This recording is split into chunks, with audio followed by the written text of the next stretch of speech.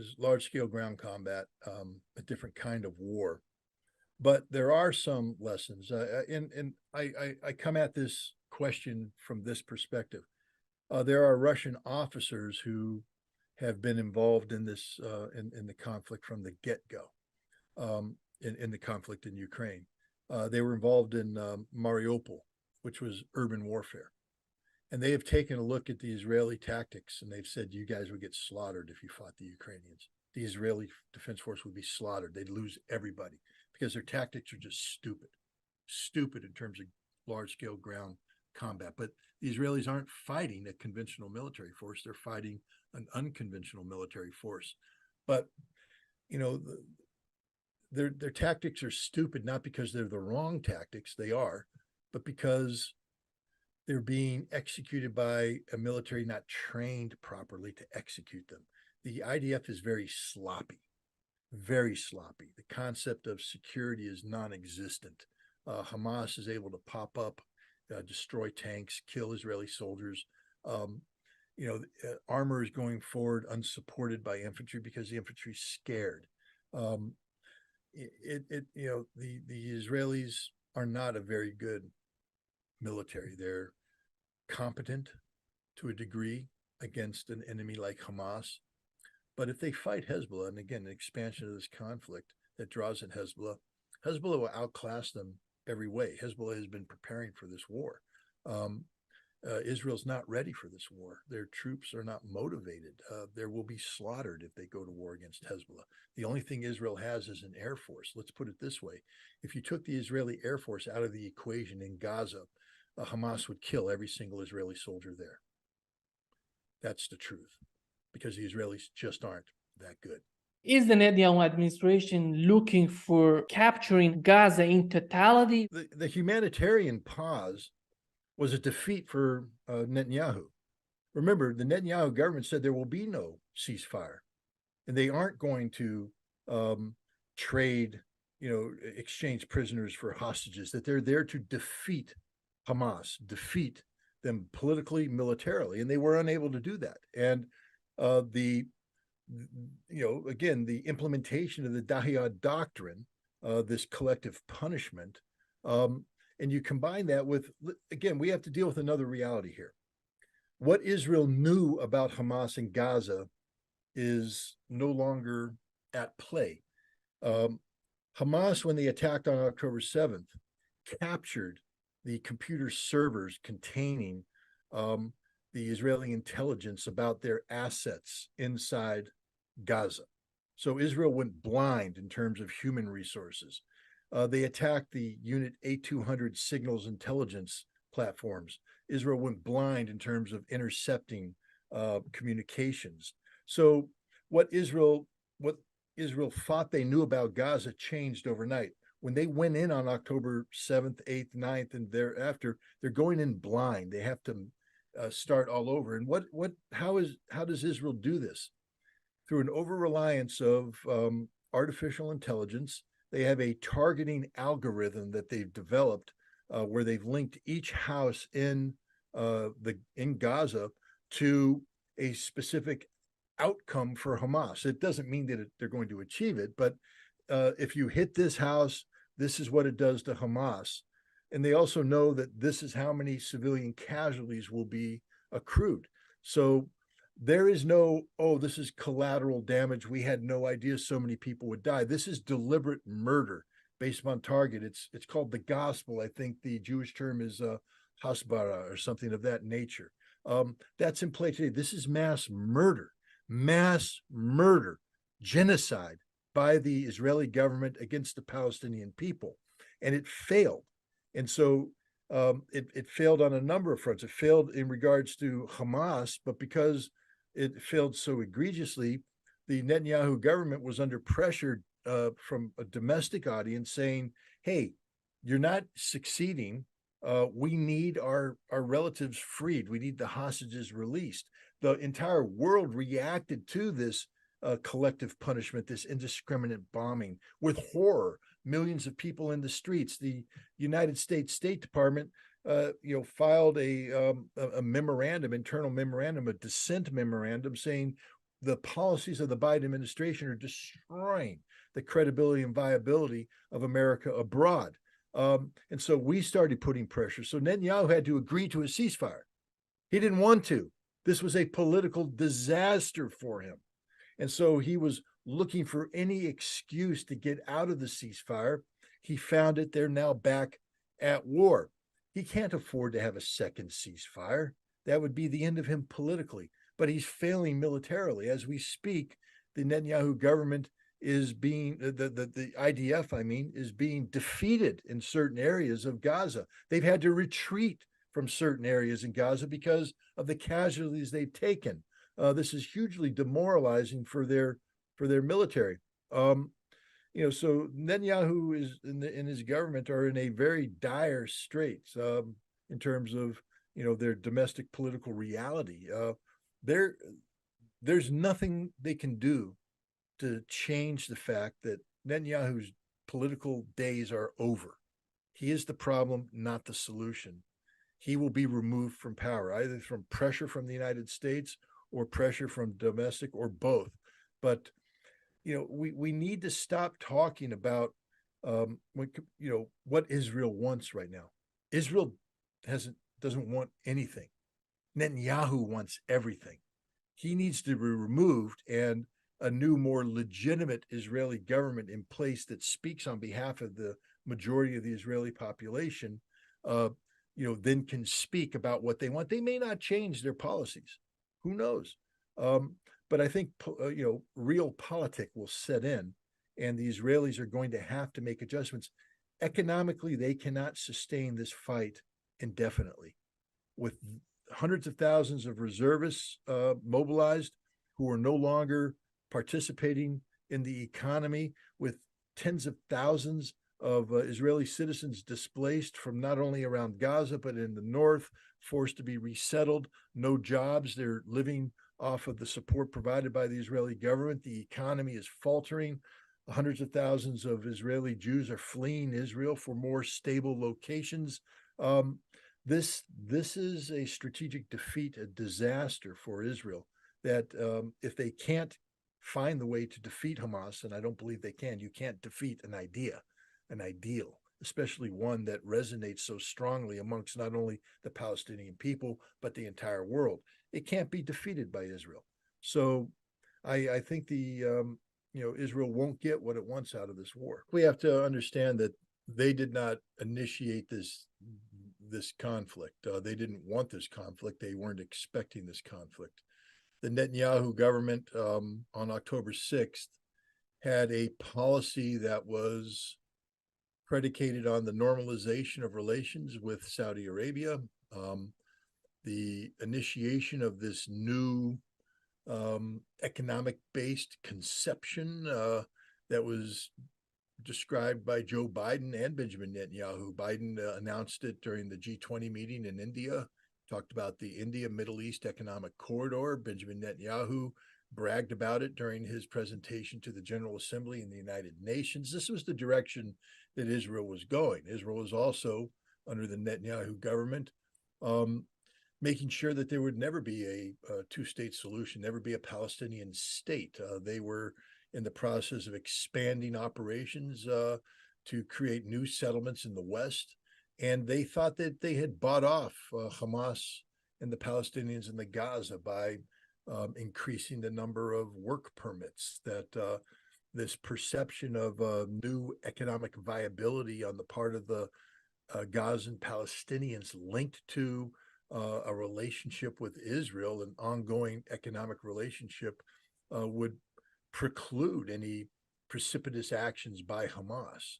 So when October 7th came around, the Netanyahu government is faced with a whole new reality. And now they're adjusting to it. And this reality is 100% security, politically motivated.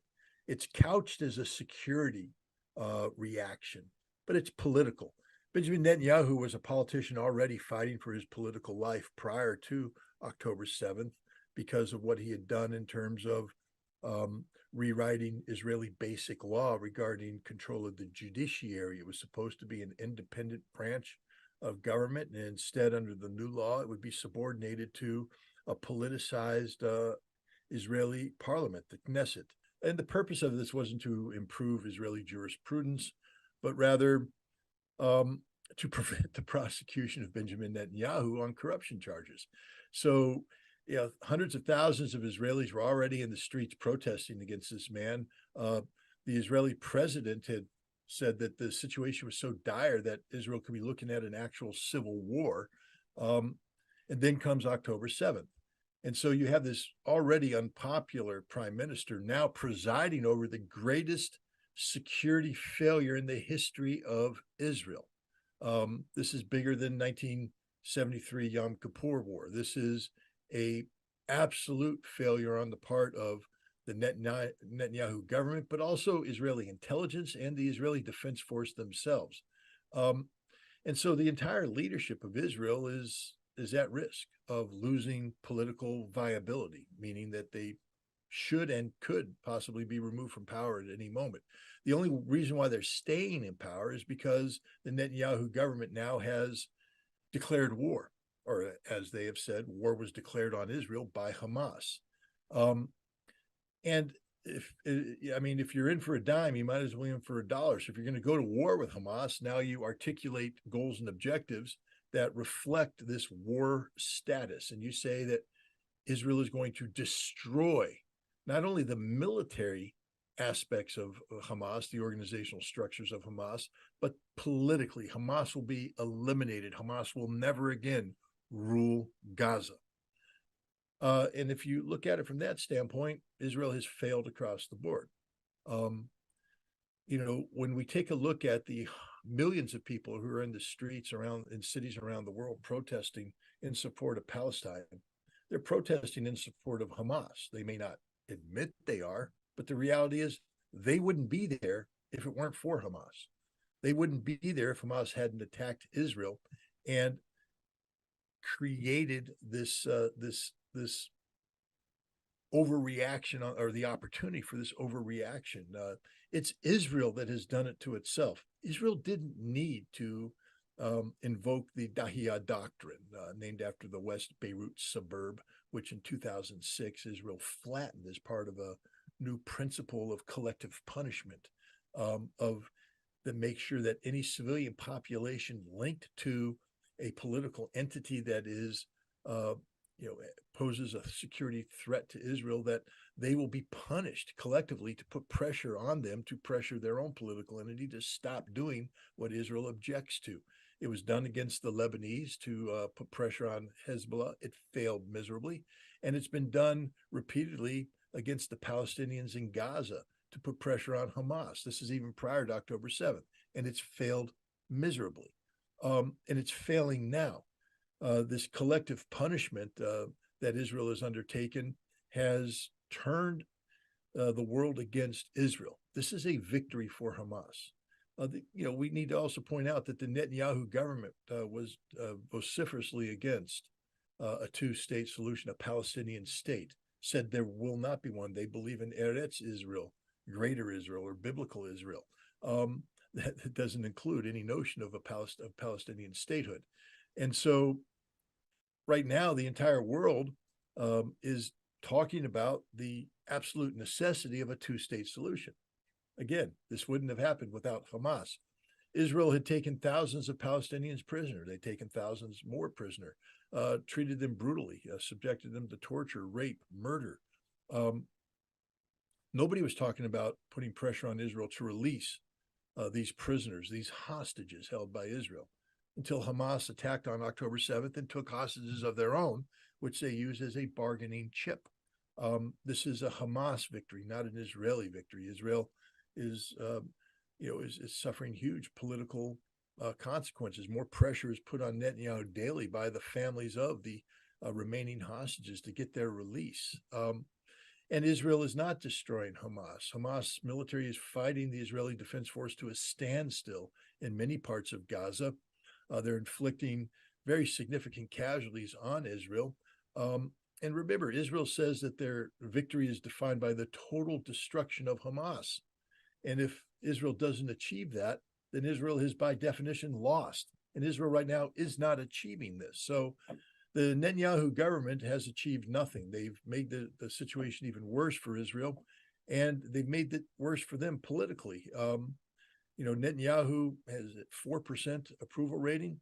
He had an emergency meeting of his war council the other night, and he concluded the business without holding the things he was putting forward up to vote. The point is, Israel's achieved none of its objectives, and it's not going to achieve these objectives. These objectives unrealistic, and the Netanyahu government isn't doing anything for the legitimate security of Israel. They're doing everything for their own political survival, and I think their days are numbered. I think pressure is being put on them internally from domestic political opposition and externally from friends and allies, including the United States, who are saying that it's increasingly clear that the problem here is Benjamin Netanyahu, and that Benjamin Netanyahu and his right-wing coalition government have to step aside, have to get out of the way. When it comes to the situation that Israel was in before October 7, in terms of the relations with Arab states, with other countries surrounding Israel, how do you see it right now? The fact is, Israel is in very many ways, because of its overwhelming support by the United States, the support that it gets from the United States, has become a de facto indispensable nation of the Middle East. And you combine that with the reality that, with very few exceptions, most nations in the Middle East are not pro-Palestinian. They're not supportive of the Palestinian Authority or a Palestinian state. And that Israel had exploited this antipathy amongst the Gulf Arab nations, for instance, amongst Israel's immediate neighbors, toward the Palestinians for their own good, leveraging the concept of the possibility of a Palestinian state that could never be reach manifestation because of the definition. This is the Abraham Accord. What Israel has said about a two-state solution, it's unattainable, unachievable, unrealistic, but it's there on the table. And the Arab nations who claim to be supporting Palestine, but who secretly don't, say, well, Israel's made a good faith effort here. Now we'll normalize relations with Israel, so we can get on with reaping the economic and geopolitical benefits of normalization.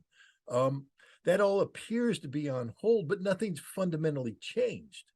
The political reality of the situation is such that these nations have to take a stance that appears to be supportive of the Palestinian people, of a Palestinian state, but they are distancing themselves from Hamas, and they aren't cutting off relations with Israel, which tells me that if and when this conflict ends, and it will end, that there's a real risk that the nations that are lining up to support a Palestinian state today will slide back to their previous posture of either indifference or hostility towards Palestine.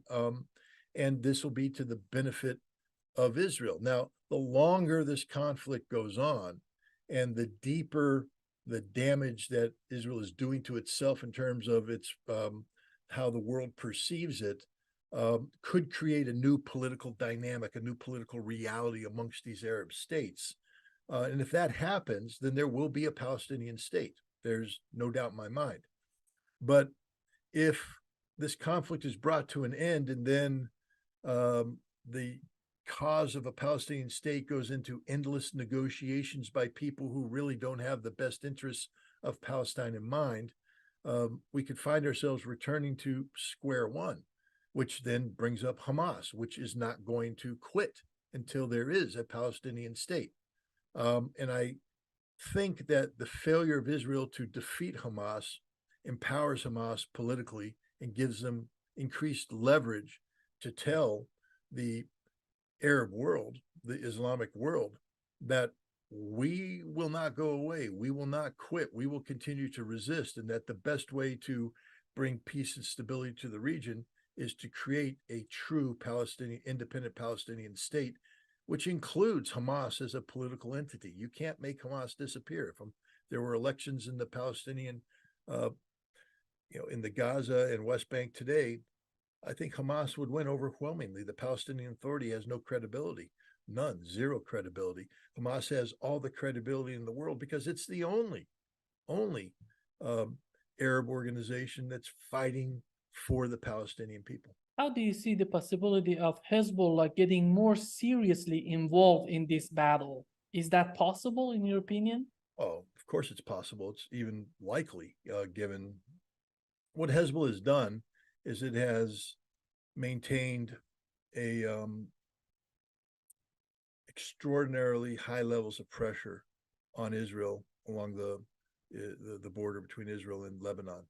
Um, the purpose of this was to uh, force Israel to divert resources from Gaza to Lebanon and to put strain, economic and political strain on Israel at a time when it was supposed to be singularly focused on resolving the Gaza crisis. Up to 70,000 Israelis have been evacuated from northern Israel.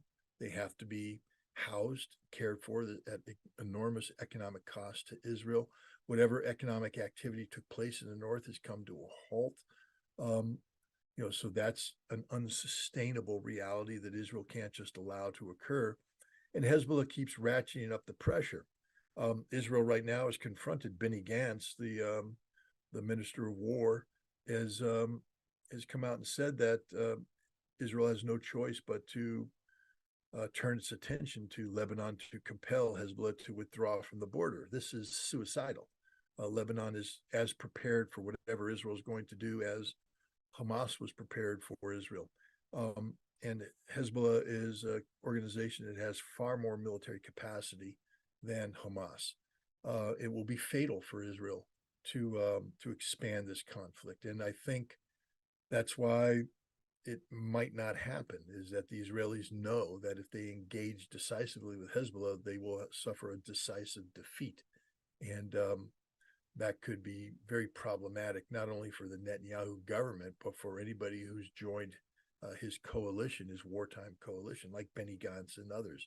So it's a very dangerous situation, one where there is an absolute threat of an expansion of this conflict to draw in Hezbollah, but also one that the consequences of such expansion are so dire that it might be difficult for Israel to act on it, which is what Hezbollah is betting on, that Israel will make a decision to seek a ceasefire before they make a decision to escalate. Time will tell. One of the countries that is so important is Saudi Arabia. How do you see their policy in Gaza? Are they looking for some sort of sanity, some sort of solution for Gaza? Well, their official position and what their real position is might be two different things.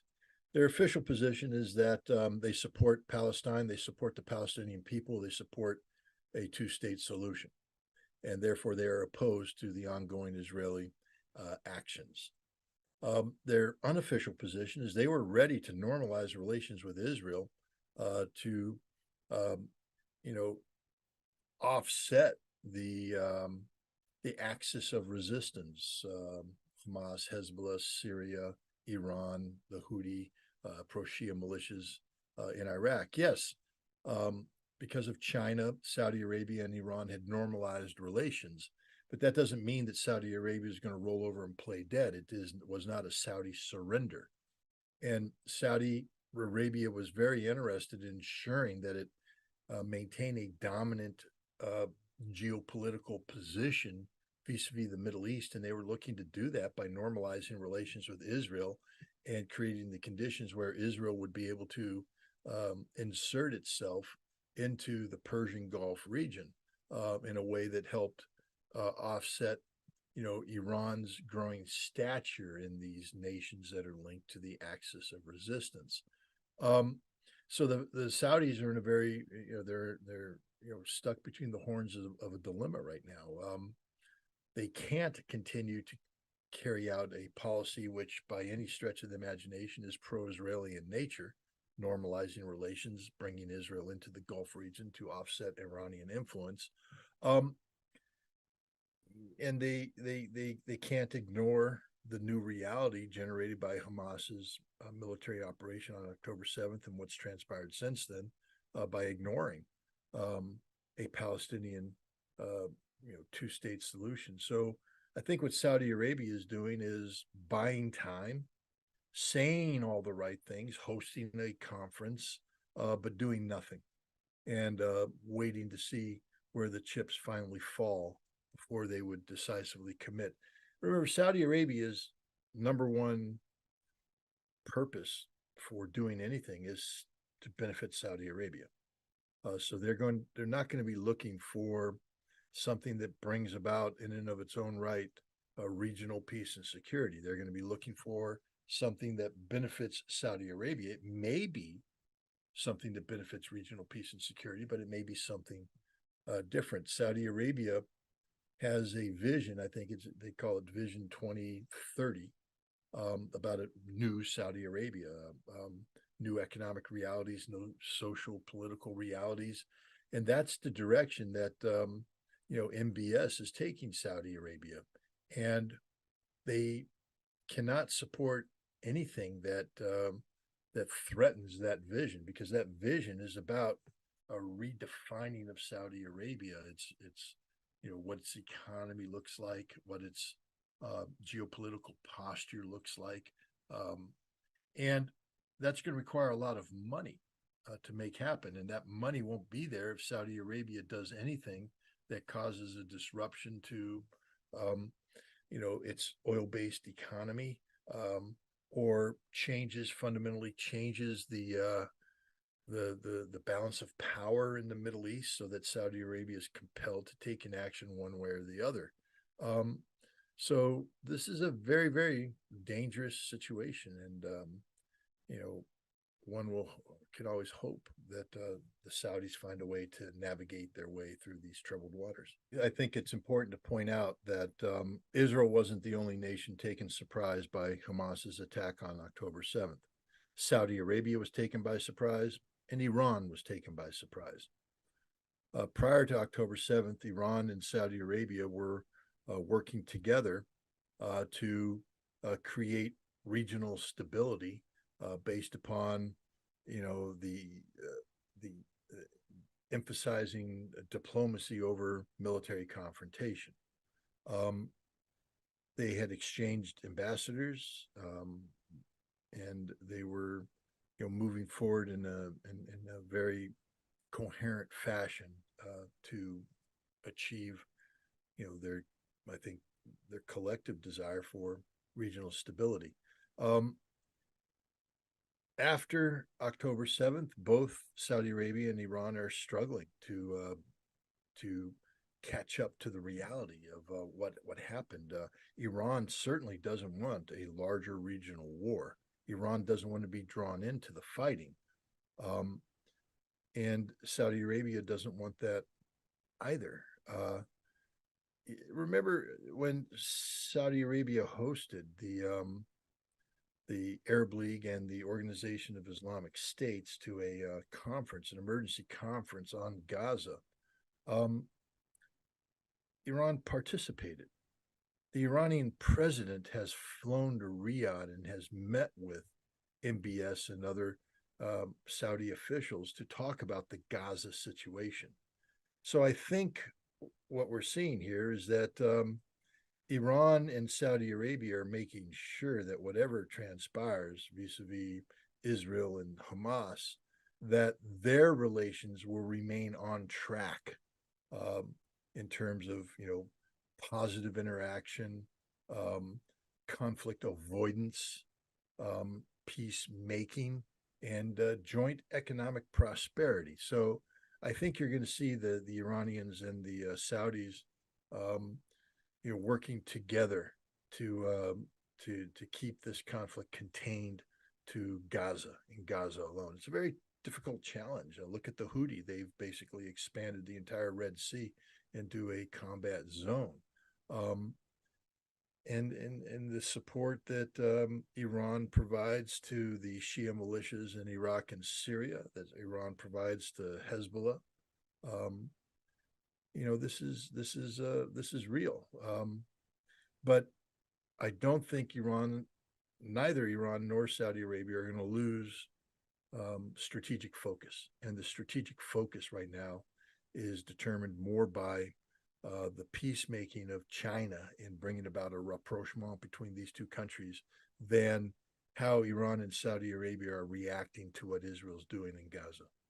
When this conflict ends, is the Netanyahu administration capable of rebuilding their relations with these Arab nations, Turkey? Is that possible for the Netanyahu administration, or do we have to have a new administration in Israel who's capable of doing such a thing? Well, first of all, we have to recognize that Benjamin Netanyahu is one of the all-time great political survivors.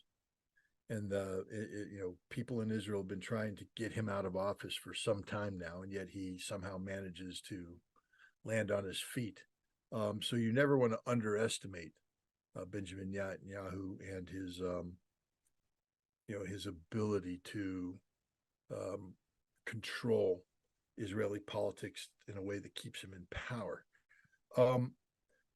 Having said that, though, his support rate is at 4%. That's not sustainable. That's not viable. So I believe that there will be a change of government in Israel. I believe it'll be sooner rather than later, given the enormous negative consequences that have accrued since the Hamas attack on October 7th. Netanyahu is the problem. He's the man who is asleep at the wheel, and you can't trust him to do the right thing for Israel, because what he's trying to do is the right thing for keeping Netanyahu in power, and those two goals and objectives may not coincide. So I don't think that we're going to see a situation where this conflict ends and then Netanyahu steps aside. I think we're going to see a situation where Netanyahu is compelled to step aside, and then this conflict ends, and then we find out if the world is capable of negotiating in good faith about the future demarcation between Arabs and Israelis. Well, I mean, first of all, we have to take a look at the conduct of this conflict so far. We start on October 7th, and we see Hamas executing one of the most professional military operations imaginable. I'm not condoning the deaths of civilians. That's always, a tragic situation. But let's be honest, there's sufficient eyewitness account coming from Israeli sources that indicate that a significant number, perhaps even the majority of the Israeli civilians killed on October 7th were killed by Israelis in a crossfire, the aggressive tactics used by the Israeli Defense Force, etc. Indeed, many of the people who participated in the outdoor concert, and over 260 of them were killed. It appears that a significant number of them may have been killed by Israeli gunfire, not Hamas gunfire. So, but you see the Israeli government tried to denigrate what Hamas did by saying it was a terrorist action, etc. No, it was a well-planned, well-executed military assault on Israel.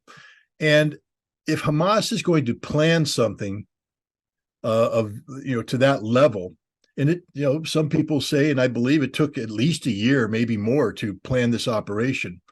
You don't plan to begin something and not have an idea on how you want it to end.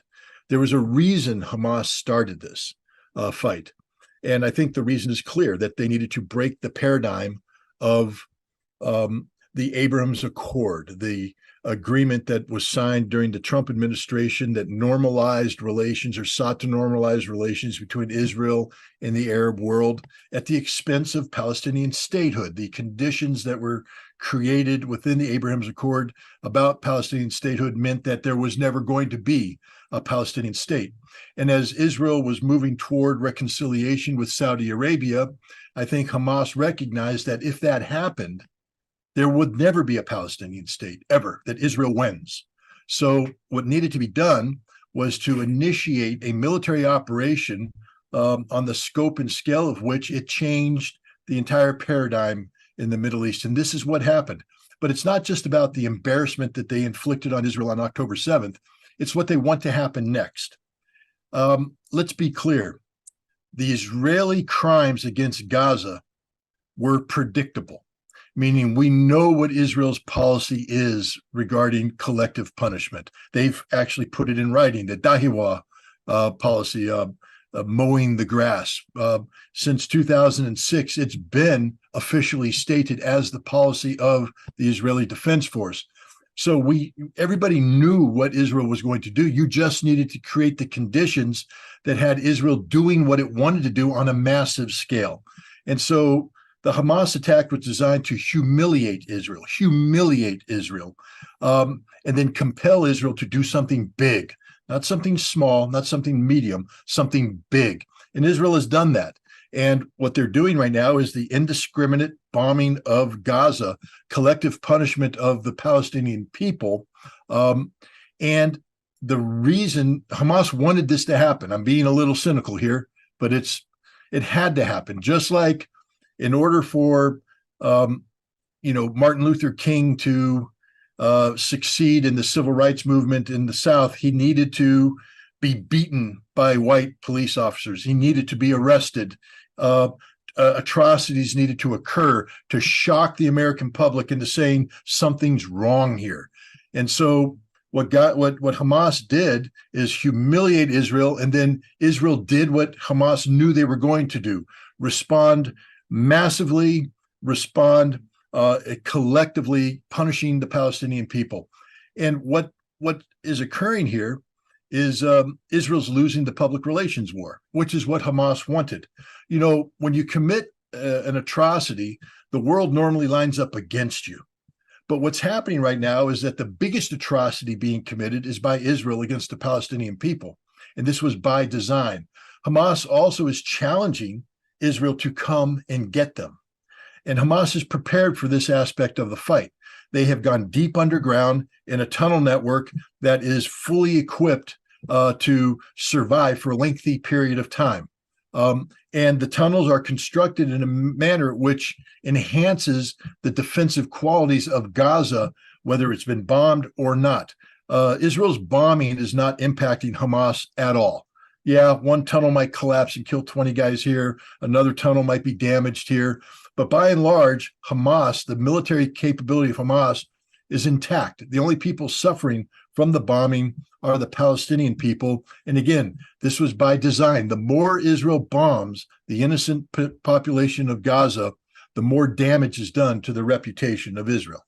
It seems to me that they don't have any long-term strategy on their part. Why these attacks? Israel or Hamas? Israel. Israel's only strategy is to survive. That's the case. If they want to survive, they have to survive with all these Arab nations that's surrounding Israel. Because it seems that by these attackings, they are getting worse politically with these Arab nations, with Turkey, with other nations.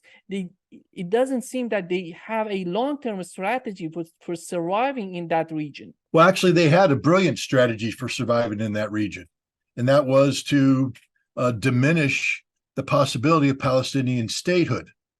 Again, I bring up the fact that had Hamas not attacked on October 7th, there was a good likelihood that Israel would have normalized relations with Saudi Arabia. And that's the grand strategy of Israel, and it was winning. Israel got the United States to support the Abraham's Accord, which eliminated a Palestinian state as a possibility. Yes, in writing, they say it could happen if this happened, this happened, this happened, but none of that's going to happen. Israel's guaranteeing it isn't going to happen. Israel's grand strategy was working. They were winning. The Palestinians were losing. Not anymore. And now what's happened is that Israel is desperately trying to get back on track, but they've lost the narrative. The narrative has been taken over by Hamas, who is successfully using Israel's genocidal behavior against the people of Palestine as a weapon against Israel. And as you mentioned, Turkish President Recep Erdogan has said that Hamas is not a terrorist organization. Now, we know that Turkey never recognized Hamas as a terrorist organization, but he's coming out and saying that they are mujahideen, that they are resistance fighters, that they are working on the cause of God. This is a big deal. And because Turkey's giving voice to that which is believed throughout the Arab world. And the the Israelis right now are holding on to a wing and a prayer that they can get things back to where they were pre-October 7th. They think that they can defeat Hamas, but they know they can't. Hamas is an ideology, and the ideology of resistance is being magnified 100-fold with every bomb that's dropped on Gaza. Rather than defeating Hamas, Israel is expanding Hamas. Hamas has taken over in Turkey. It's in the United States in the streets. People are coming out in support of Hamas. People are starting to recognize Israel for what it is, because Israel no longer has the smooth-talking, well-educated con artists who would sell Israel as an extension of America, a democracy just like America, the same values as America. They're not even pretending that right now. They're putting forward generals and politicians who are saying things that if you eliminated the term Arab and Jew and replaced it with Jew and German, these speeches being given by Israeli is the same thing that Nazi Germans were saying in the 1930s and early 1940s, the exact same thing. And the world is seeing this. This is unfiltered. Israel is not like us. It is not a democracy that has as its principal reason for existence political Zionism, which allows Israel to behave as if they are the chosen few from God, exceptional people who have an inherent right to oppress those who get in the way of the creation of a greater Israel. I am an American, and in America, a fundamental principle is that all men, and now by extension, all women, are created equal. There is no supremacy attached to Christian, Muslim, or Jew, or atheist, or Buddhist, or any other religion out there.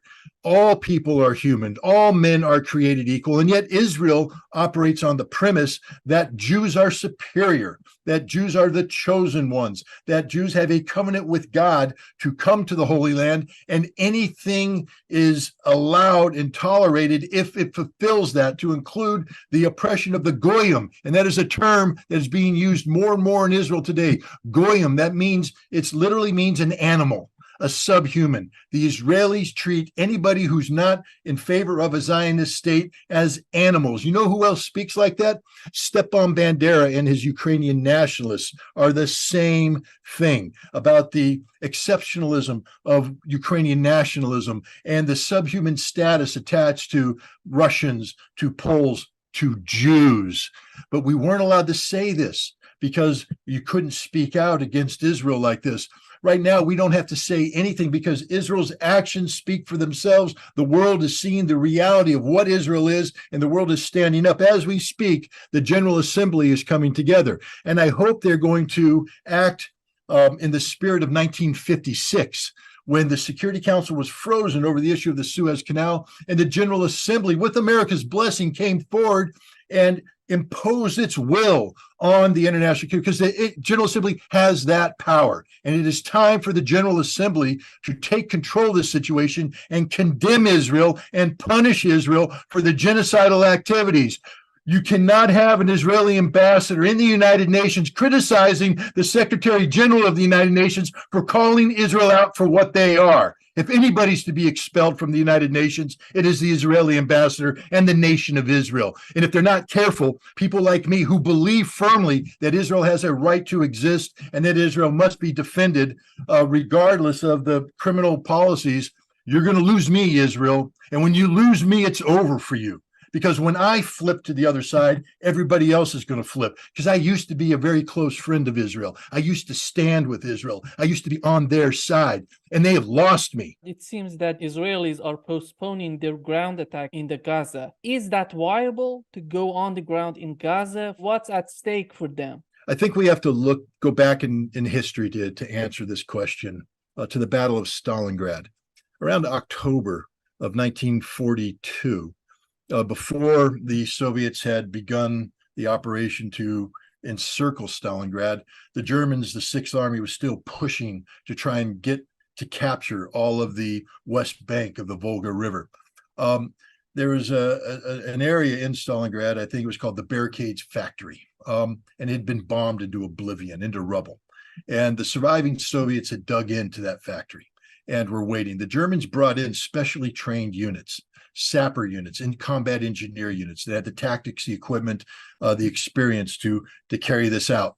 And these sappers were put in, we're talking thousands of them, were sent in, and they were slaughtered immediately, slaughtered, because it's the most dangerous kind of fight in the world. And the Germans who were being slaughtered were the most highly trained specialists in urban warfare that Germany had. Now we fast forward to Gaza, that's been bombed into oblivion. Again, let's understand that Hamas knows what they want to happen. Hamas has has prepared the battlefield. The battlefield is exactly what Hamas wants it to be. They have trained for this. They are ready for this. Israel, on the other hand, has mobilized 300,000 reservists who are not trained for this, who are not motivated for this. These are people who were pulled out of their soft civilian life and have been called in to engage in the deadliest form of combat known to man. Now, when you do urban warfare, especially in the modern environment, you have to wear full combat equipment. That we're talking 50, 60, 70 pounds, depending on what you're doing. If you've been a civilian and you've been sitting in an office eating donuts, drinking coffee, partying at night, all that, and now you're taken out of that life and you're told, here, put on this combat kit and you're going in, you're going to die. Because what's going to happen is you're going to run 100 meters, you're going to have a heart attack and die. And if you don't have a heart attack and die, you're going to be hyperventilating. You're going to forget your tactical common sense. And the Hamas fighter who has been training for this is going to pop up, pop 3 rounds in your head, pop down, disappear, and you're dead. Probably your other friends are dead too, because you're fat, no good, useless soldiers. That's the reality of the Israeli army today. They have a handful of units that have some capabilities, but they're not that great to begin with. The Israeli army just isn't that good. That's one of the things that happened on October 7th, is that Hamas proved that the Israeli army just isn't that good. They also proved that Israeli intelligence isn't that good. Now, to go to war in an urban environment, you need at least 2 things. You need a very good army. Israel doesn't have one. And you need really good intelligence about where the enemy is. They obviously don't know a damn thing about Hamas. If they did, this wouldn't have happened. They know nothing. They are literally blind. So they are not going to carry out an assault on Gaza, because they cannot carry out an assault on Gaza. They will be slaughtered if they carry out an assault on Gaza.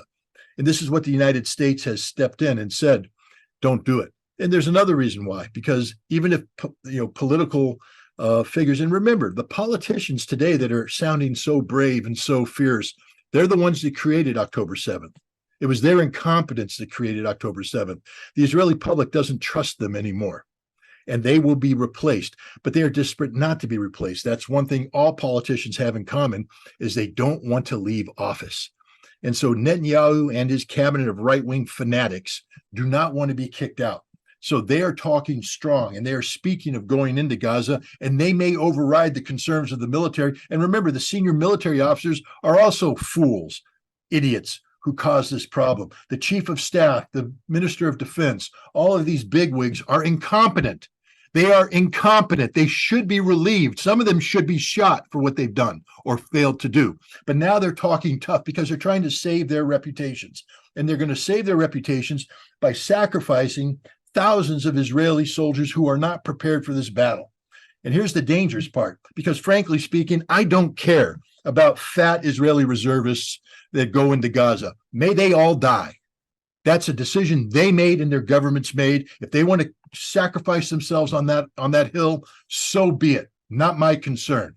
But my problem is if they go in, because in Gaza will be civilians, and the Israelis have already said that they'll treat anything that moves as a Hamas supporter and they will kill it. So the million women and children and men who are in Gaza, who have survived the bombings, will be slaughtered by the Israelis. Not Hamas, but the innocent Palestinians will be slaughtered. And this will be too much for Hizbullah and Iran to take, and they will intervene. And now we have a general war, and that's my problem. I care about that. I don't care anymore. I told you, I used to be a friend of Israel. I used to train side by side with the Israeli force, not train, operate. We weren't training. We were doing real world stuff with the Israeli forces. They were my friends. and I considered them to be my allies. Not anymore. I not only don't care about them, I want them to lose, because only by losing can we break the paradigm of control that they've had over the Middle East peace process. Because there is no Middle East peace. There has never been Middle East peace, and there will never be Middle East peace so long as there is political Zionism in place. Political Zionism must be defeated. It must be defeated politically, and it must be defeated militarily. And so I pray for Israel's defeat, not the strategic defeat where everybody's killed. No, but I want Israel to recognize that they are not supermen. They are not exceptional. They are humans just like everybody else, that they bleed just like everybody else. There is no such thing as Israeli exceptionalism. I know they consider themselves to be God's chosen, but they're not. They're not. They're just like you and I. In fact, they're worse because they believe in their supremacy, but they don't have the ability to act on that. So I pray for Israel's defeat on the battlefield, because we need them to be defeated so that we can change the dynamic that existed under the Abrams Accord, where Israel was ready to normalize relations with the Arab world and the Palestinian people were forgotten.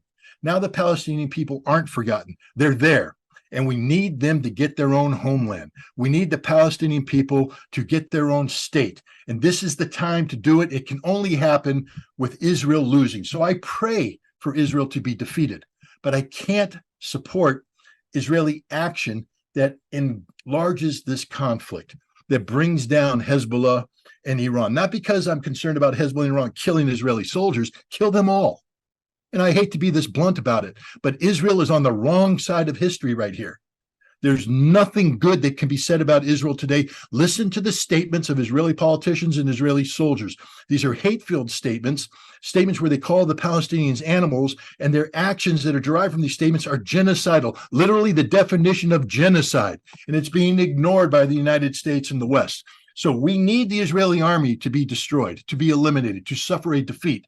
But it can't be done in a way that brings everybody else down. But that is the Israeli mindset, the Samson option, they call it. Now, that's normally attached to their nuclear deterrence, meaning that if it looks like Israel is going to be destroyed, that they will kill everybody with their nuclear weapons.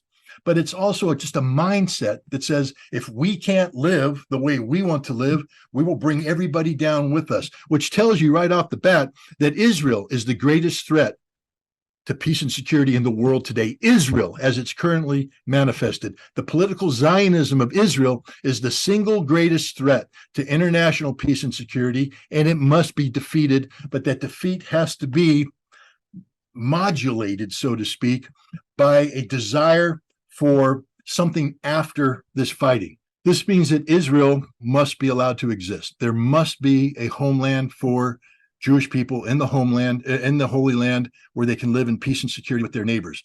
But they live as equals. The day of Israeli exceptionalism is over. The day where America throws in billions of dollars to guarantee Israeli technological supremacy is over. Israel cannot be superior to any of its neighbors. It can be equal to its neighbors, and that's it. That's the future. And you know who we get to thank for making this possible? Hamas. Because if it weren't for what they did on October 7th, we'd be in a situation where Palestine was forgotten. The Palestinian people would never have a homeland. How come the Israeli intelligence, which we know is one of the best, can be so blind about Hamas? Well, let's first of all take a step back.